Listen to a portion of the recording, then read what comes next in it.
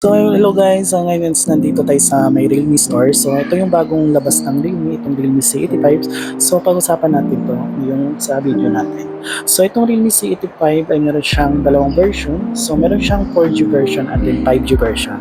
So ang price nito is meron siyang 9,999 for 128. Ang 256 naman is 12,999 sa 4G version niya. So sa 5G version naman niya is now 14,999 for 256GB na din. So ito yung unit na yun. Ayan. Ito yung 4G version na Realme C85. So ayan. So meron siyang 6.8 na HD Plus, yung pinaka-resolution na screen ng C85 for 4G and then 5G. Ayan. So ginamitan pala ito ng Qualcomm Snapdragon 685 na 4G version yung 999. So yung 5G version naman is ginamitan din siya ng Dimensity 6300 na 5G version na processor na gamit ng C85 5G. Ayan. So same lang po sila, processor lang yung pagkaiba sa kanila. So itong Realme C85 ay meron siyang 7,000 mAh massive battery with 45 watts na din.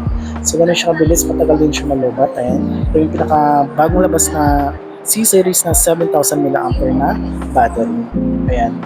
And then ginamitan din siya ng 45 watts na may reverse charging.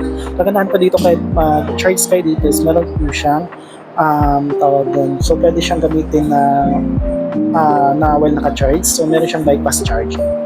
At siya 144 Hz na din yung pinaka-refresh rate nito, up to 1,000 nit, 200 nits yung pinaka-peak brightness nito. Ganun siya taas yung pinaka-brightness nito. Kahit po HD Plus lang yung resolution nito, pero makikita nyo dito sa screen, napaka-tingkad ng kulay niya at napakaliwanag ng display nito. Ayan siya. And mabilis po yung response niya. Ayan. Ito yung mga pre-installed ng mga applications na pag-open ng box. Ayan, pag na-open niya. And then sa UI ng version nito is Android 15 na din siya. Ayan. Sa ito box, pinaka-latest version na Android is Android 15. Nung ginamitan niya siya ng 6.0 na Realme UI. Ayan. So yung notification nito is similar kay iPhone na fluid na liquid na ayan yung design niya. Ayan. Flashlight nito pwedeng i-adjust. And ito yung pinakabago dito pagdating sa camera niya, yung umiilaw niya is yung tinatawag na pulse light. Itong pulse light na to is gumagana po siya for call notification and then music. And pwede din siyang palit-palitan yung kulay niya dito. Ayan. So pwede nyo palit-palitan yung kulay niya dito sa likod niya. Ayan. Side mounted fingerprint na din siya. Ito yung dito yung pinaka-fingerprint niya. Side. So wala siyang headja. Kasi yung unit nito is waterproof na po siya. So meron siyang IP69 Pro. Ayan. Pwede nyo na pong ilugbog sa ilalim ng tubig. So pagdating naman sa camera nito is meron siyang 8 megapixel yung harap nito, and then sa likod naman is meron siyang 50 MP, and then sensor na din siya. Ito wala po siyang camera dito, and then flashlight. Ayan yung sa likod niya. Ayan, check natin yung camera. So, ayun yung camera niya, napakaliwanag na din siya. And then pagdating sa camera niya, meron siyang live photo. Ayan. And then yung zoom in naman nito up to 10 times zoom na. And dito naman sa video niya is kaya niya mag-shoot for 30 fps. Ayan. 30 fps, 720p. And then, straight mode. Ayan, may straight mode din siya. Night mode. Ayan. And then yung camera nito is pwede po siyang gamitin sa lalim ng tubig. So punta lang kayo dito sa pinaka-more.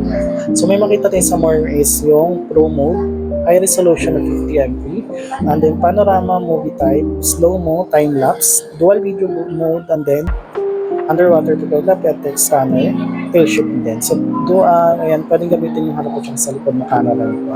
So meron siyang dual video. And then pag ginamit naman natin yung underwater photography naman niya. Ayan. So pag nag-take tayo ng picture dito lang sa pinaka-volume up. Ayan. And then pag mag-save ng record dito is volume down naman. And then pag mag-exit naman kayo sa pinaka-camera niya, automatic mag-remove na yung pinaka-tubig na pumasok dito sa speaker niya. So meron siyang water eject. Ayan.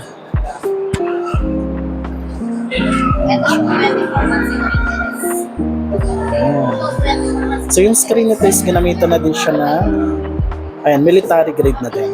Ayan. Matibay na din yung screen na gamit dito. So yung pagdating sa price na po, ayan, ayan, price na po.